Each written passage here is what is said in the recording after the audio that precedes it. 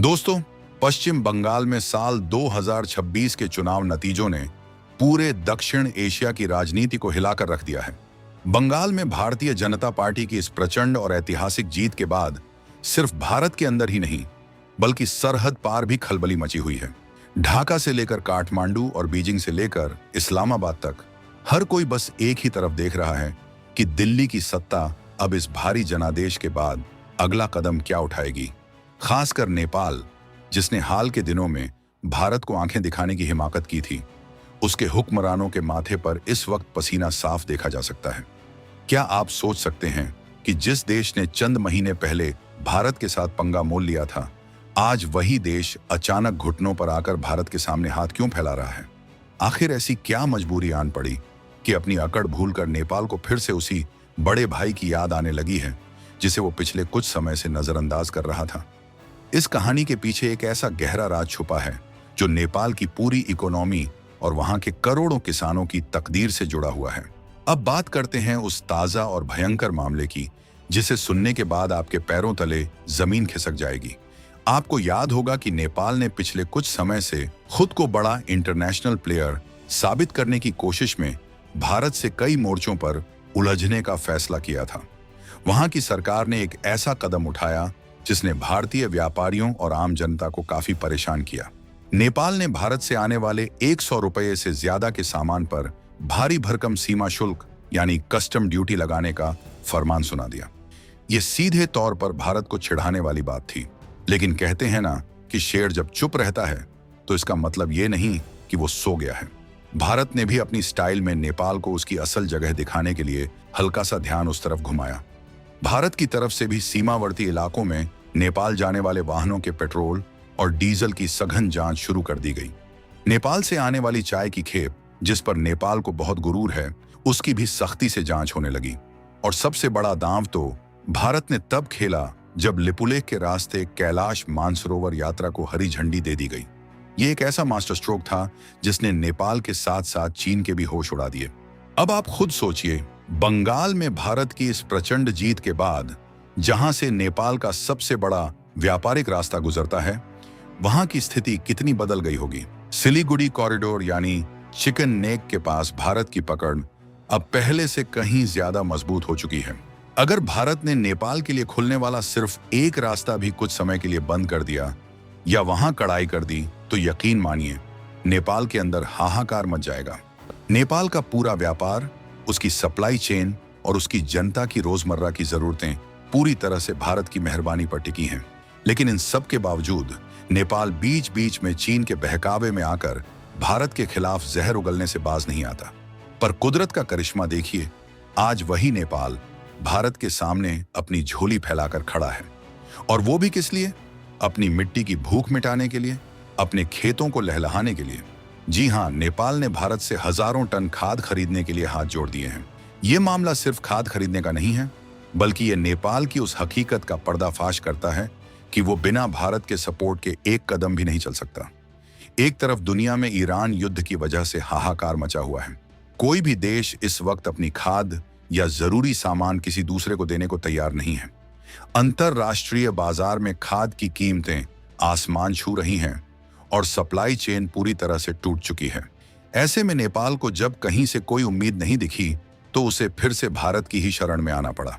ये वही नेपाल है जो अभी कुछ दिन पहले तक बड़ी बड़ी बातें कर रहा था, लेकिन आज संकट की घड़ी में उसे ना तो चीन याद आया और ना ही उसका कोई दूसरा सो कॉल्ड मित्र। आज जब नेपाल के किसानों के सामने अपनी फसल बचाने की चुनौती खड़ी है, तो उसे सिर्फ और सिर्फ भारत ही अपना रक्षक नजर आ रहा है। यहाँ एक और बड़ी बात समझने वाली है। भारत और नेपाल के बीच खाद की निरंतर सप्लाई के लिए 28 फरवरी 2022 को एक बेहद महत्वपूर्ण 5 साल का समझौता हुआ था। लेकिन नियमों के मुताबिक और समय की मार देखिए, ये समझौता इसी साल 31 मार्च 2026 को खत्म हो चुका है। अब तकनीकी तौर पर भारत नेपाल को खाद देने के लिए बाध्य नहीं है, लेकिन इसके बावजूद नेपाल के अधिकारी दिल्ली के चक्कर काट रहे हैं और इस समझौते को फिर से लागू करने के लिए गिड़गिड़ा रहे हैं। ये स्थिति दिखाती है कि नेपाल की सरकार ने अपनी जनता को किस संकट में डाल दिया है। क्या नेपाल को यह अंदाजा नहीं था कि भारत से पंगा लेना उसे कितना भारी पड़ सकता है? क्या उन्हें लगा था कि चीन उनकी खाद की जरूरत पूरी कर देगा? अगर ऐसा था तो आज नेपाल की सरकार भारत से 80,000 टन खाद की इमरजेंसी डिमांड क्यों कर रही है? दोस्तों, इस पूरी डील की गहराई में जाएंगे तो आपको पता चलेगा कि नेपाल ने सरकार से सरकार यानी G2G व्यवस्था के तहत भारत से ये 80,000 टन खाद मांगी है। इसमें 60,000 टन यूरिया और 20,000 टन DAP शामिल है। नेपाल में जून के महीने से धान की रोपाई का सीजन शुरू हो जाता है। अगर जून तक खाद नहीं पहुंची तो वहां की खेती तबाह हो जाएगी और देश में खाने के लाले पड़ जाएंगे।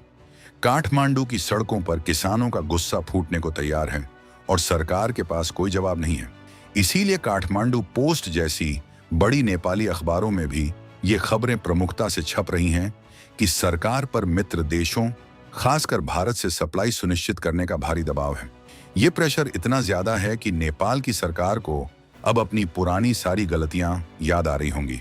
यहाँ एक आंकड़ा और देखिए जो नेपाल की बदहाली को साफ बयां करता है।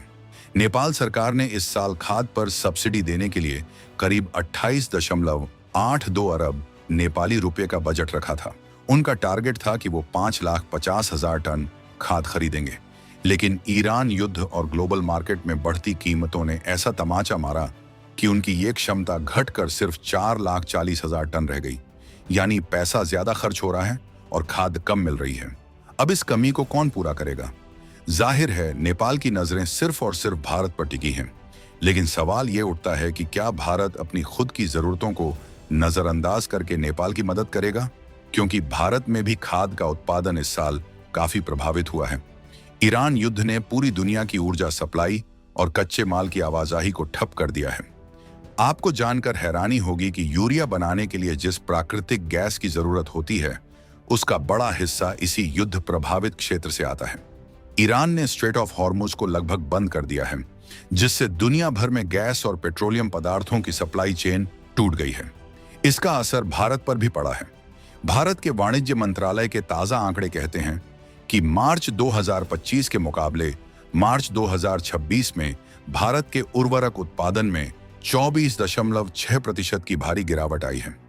जब भारत खुद इस कमी से जूझ रहा है तो क्या वो नेपाल को 80,000 टन खाद देकर अपना पड़ोसी धर्म निभाएगा? ये एक ऐसा सवाल है जिसका जवाब पूरे दक्षिण एशिया की जियोपॉलिटिक्स को बदल सकता है। यहाँ भारत की रणनीति को समझना बहुत जरूरी है। एक तरफ भारत के पेट्रोलियम मंत्रालय का कहना है कि हमारे पास देश के लिए पर्याप्त स्टॉक मौजूद है और हम दूसरे देशों से भी खाद मंगाने के रास्ते खोल रहे हैं। यानी भारत अपनी स्थिति को मजबूत बनाए हुए है। लेकिन नेपाल के लिए स्थिति वैसी नहीं है। नेपाल पूरी तरह से खाड़ी देशों और रूस की सप्लाई पर निर्भर था, लेकिन रूस यूक्रेन संकट और अब ईरान युद्ध ने उसे कहीं का नहीं छोड़ा। रूस से सप्लाई आने की कोई गारंटी नहीं है और खाड़ी देश खुद संकट में है। ऐसे में नेपाल के पास भारत के अलावा कोई दूसरा विकल्प बचता ही नहीं है। लेकिन क्या नेपाल ने यह सोचा है कि जब वो भारत के खिलाफ चीन के साथ मिलकर साजिशें रचता है तब वो अपनी इस निर्भरता को क्यों भूल जाता है? दोस्तों, क्या आपको लगता है कि नेपाल की इकोनॉमी की पूरी बागडोर असल में भारत के ही हाथों में है? अगर हम बारीकी से देखें तो नमक से लेकर तेल तक और सुई से लेकर भारी मशीनों तक नेपाल हर चीज के लिए भारत का ही मुंह ताकता है। चीन के साथ उसकी जो दोस्ती की बातें होती हैं वो सिर्फ कागजों पर या बड़ी बड़ी रेल लाइनों के सपनों तक ही सीमित हैं। हिमालय की ऊंची चोटियों को पार करके चीन से सामान मंगाना इतना महंगा और कठिन है कि नेपाल की जनता उसे बर्दाश्त नहीं कर पाएगी, जबकि भारत के साथ खुली सीमा और आसान ट्रांसपोर्टेशन नेपाल की लाइफलाइन है। फिर भी नेपाल बार बार भारत को नाराज करने की गलती करता है। क्या ये नेपाल की खुदगर्जी नहीं है कि मदद चाहिए तो भारत और राजनीति करनी है तो चीन? नेपाल की इस खाद की डिमांड के पीछे एक और बड़ा डर छुपा है। नेपाल को डर है कि अगर इस बार भारत ने हाथ खींच लिए तो वहां भुखमरी जैसी स्थिति पैदा हो सकती है। धान नेपाल की मुख्य फसल है और उसके लिए यूरिया और DAP ऑक्सीजन की तरह काम करते हैं। काठमांडू की सरकार अब दिल्ली को यह समझाने की कोशिश कर रही है कि वो पुराना समझौता जो मार्च में खत्म हो गया उसे इमरजेंसी के तौर पर बढ़े दिया जाए। लेकिन भारत की तरफ से अभी तक कोई आधिकारिक हामी नहीं भरी गई है। भारत देख रहा है कि नेपाल का रवैया आगे कैसा रहता है। क्या नेपाल वाकई अपनी गलतियों से सबक लेगा या फिर खाद मिलते ही दोबारा चीन की गोद में जाकर बैठ जाएगा? इस पूरे प्रकरण में एक और दिलचस्प पहलू है। भारत ने हाल ही में लिपुलेख और कैलाश मानसरोवर यात्रा के लिए जो कदम उठाए हैं, उसने नेपाल को यह संदेश दे दिया है कि भारत अब अपनी रणनीतिक बढ़त बनाने के लिए किसी की अनुमति का इंतजार नहीं करेगा। बंगाल चुनाव के नतीजों ने केंद्र सरकार को वो ताकत दे दी है कि वो कड़े और बड़े फैसले ले सके। अब भारत की विदेश नीति प्रोएक्टिव है। हम सिर्फ जवाब नहीं देते, बल्कि हम एजेंडा सेट करते हैं। नेपाल को यह समझना होगा कि 2026 का भारत वो भारत नहीं है जो चुपचाप सब सहता रहेगा। अगर आप हमारे हितों को चोट पहुंचाएंगे, तो हम भी आपको अपनी ताकत का एहसास कराने में पीछे नहीं हटेंगे। सवाल यह भी है कि चीन आखिर इस वक्त कहां है? जब नेपाल खाद के लिए तड़प रहा है, तो चीन उसे मदद क्यों नहीं भेज रहा? असल में चीन खुद अपनी सप्लाई चेन की दिक्कतों से परेशान है और उसे पता है कि नेपाल में खाद पहुंचाना उसके लिए घाटे का सौदा है। चीन सिर्फ वहां अपना प्रभाव बढ़ाना चाहता है, लेकिन जब असली मदद की बात आती है तो वो पीछे हट जाता है। ये बात अब नेपाल के आम लोगों को भी समझ आने लगी है। वहां के सोशल मीडिया पर अब ये सवाल उठने लगे हैं कि क्यों हम अपने सबसे भरोसेमंद पड़ोसी भारत से दुश्मनी मोल ले रहे हैं?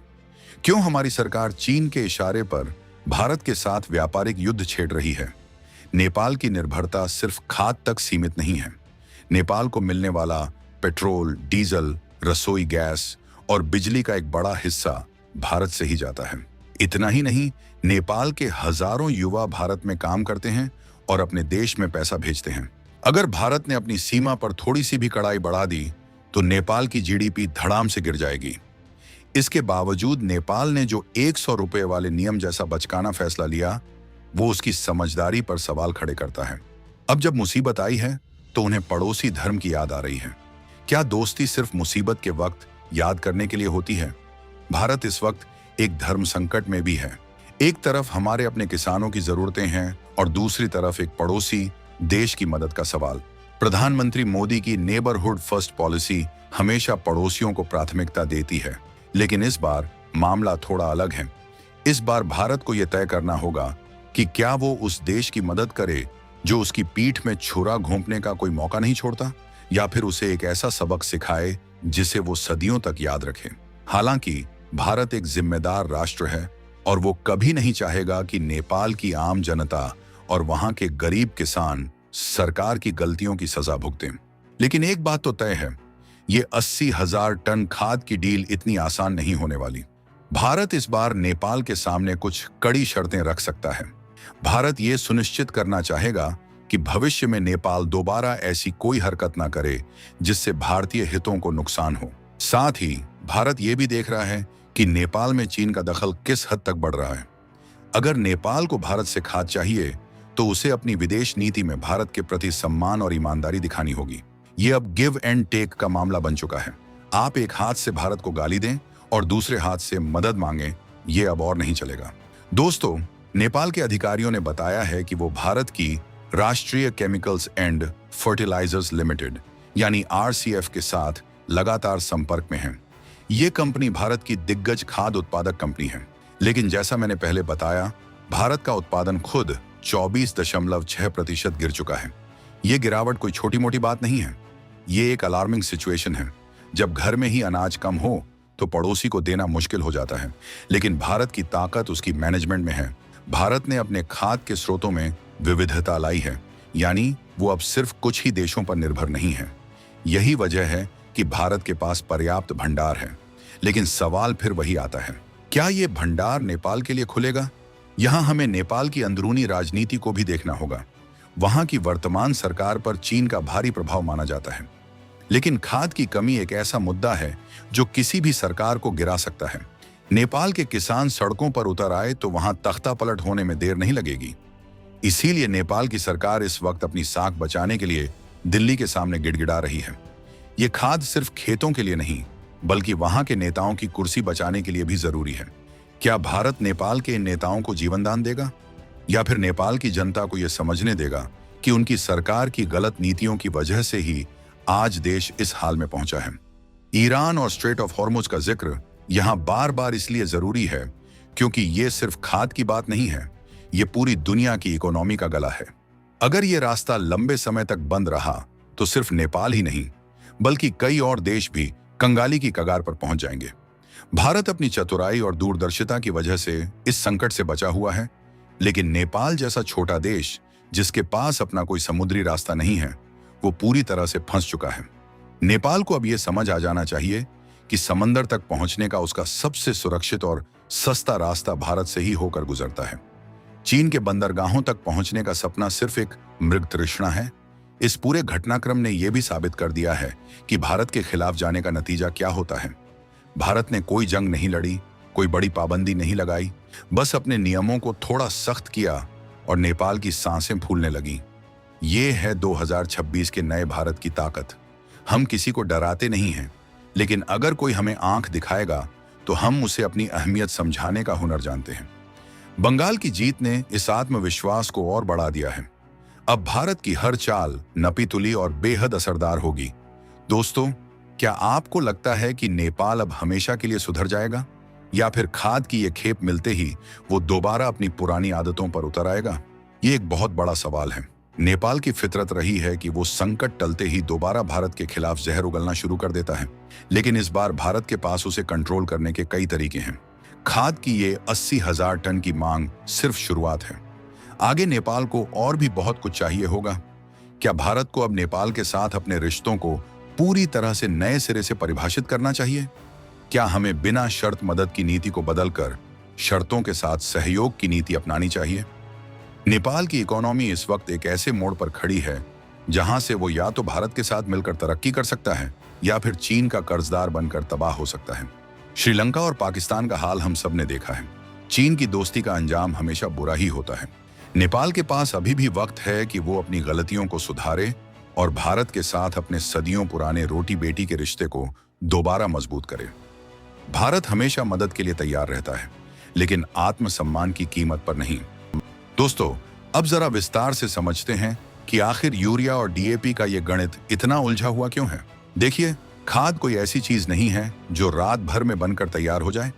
इसके लिए रॉक फॉस्फेट, फॉस्फोरिक एसिड और पोटाश जैसी कच्ची सामग्री की जरूरत होती है, और भारत इन चीजों के लिए खुद भी दुनिया के दूसरे देशों पर निर्भर है। जब ईरान युद्ध की वजह से इन कच्चे मालों की सप्लाई चेन प्रभावित होती है, तो भारत के लिए अपनी खाद फैक्ट्रियों को चलाना एक बड़ी चुनौती बन जाता है। मार्च 2026 में जो 24.6% की गिरावट आई, वो इसी कच्चे माल की कमी का नतीजा थी। अब आप खुद सोचिए, जब आपके पास कच्चा माल कम हो, आपकी अपनी फैक्ट्रियां पूरी क्षमता से ना चल रही हों, तो क्या आप किसी ऐसे पड़ोसी को खाद देंगे जो आपके खिलाफ हर मोर्चे पर खड़ा रहता है?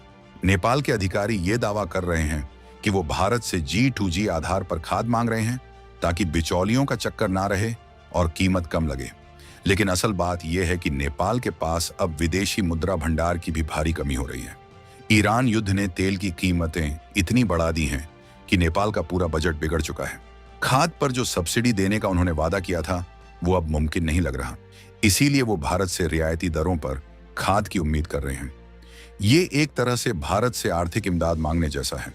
नेपाल की जनता अब अपनी सरकार से पूछ रही है कि अगर भारत ही आखिरी सहारा था, तो फिर भारत से पंगा लिया ही क्यों गया?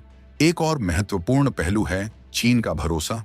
नेपाल ने पिछले कुछ सालों में चीन के साथ कई व्यापारिक और पारगमन समझौतों पर साइन किए थे। उन्हें लगा था कि वो भारत पर अपनी निर्भरता कम कर लेंगे, लेकिन हिमालय का भूगोल चीन के लिए सबसे बड़ी बाधा है। तिब्बत के रास्ते नेपाल तक भारी मात्रा में खाद या तेल पहुंचाना न केवल मुश्किल है, बल्कि इतना महंगा है कि नेपाल की अर्थव्यवस्था उसे बर्दाश्त नहीं कर पाएगी।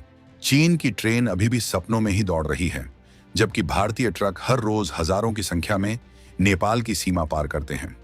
ये जमीनी हकीकत नेपाल के नेताओं ने चीन की चमक धमक वाली कूटनीति के चक्कर में भुला दी थी। अब बात करते हैं बंगाल के उस सिलीगुड़ी कॉरिडोर की।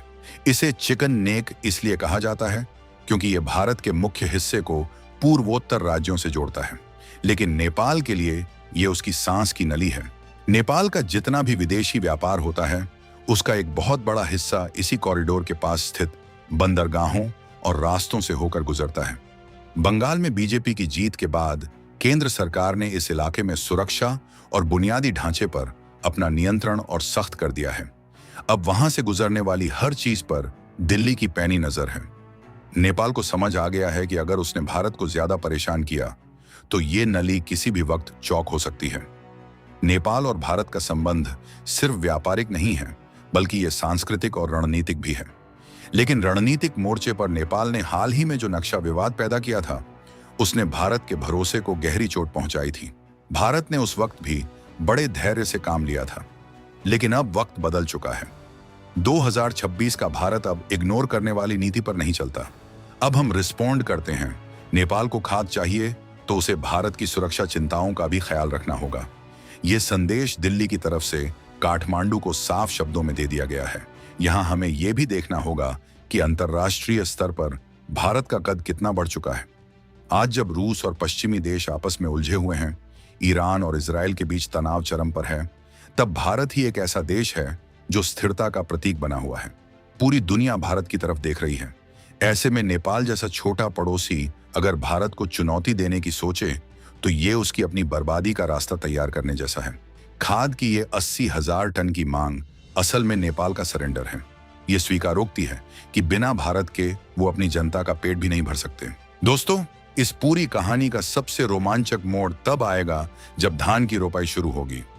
अगर भारत ने खाद भेज दी तो नेपाल की सरकार इसे अपनी महान कूटनीति बताएगी, लेकिन अगर भारत ने देरी की या मना कर दिया तो नेपाल में सत्ता परिवर्तन की लहर चल सकती है। वहां के किसान पहले ही फर्टिलाइजर की कमी से परेशान हैं, कालाबाजारी बढ़ रही है और कीमतें आसमान छू रही हैं। ऐसे में भारत का एक फैसला नेपाल के भविष्य को तय कर सकता है। क्या भारत एक उदार बड़े भाई की भूमिका निभाएगा या एक सख्त रणनीतिकार की? अंतिम सवाल यह है कि क्या नेपाल चीन के कर्ज के जाल से बच पाएगा? जिस तरह से वो अपनी जरूरतों के लिए दूसरों पर निर्भर है और उसकी अपनी कोई बड़ी मैन्युफैक्चरिंग क्षमता नहीं है, वो चीन के लिए एक आसान शिकार है। लेकिन भारत की मौजूदगी उसे अभी तक बचाए हुए है। भारत ने हमेशा नेपाल की संप्रभुता का सम्मान किया है, लेकिन जब नेपाल खुद अपनी संप्रभुता चीन के हाथों गिरवी रखने लगे तो भारत को हस्तक्षेप करना ही पड़ता है। खाद की ये डील उसी हस्तक्षेप का एक नरम तरीका हो सकती है। दोस्तों, ये कहानी अभी खत्म नहीं हुई है। ये तो बस शुरुआत है एक नए जियोपॉलिटिकल खेल की।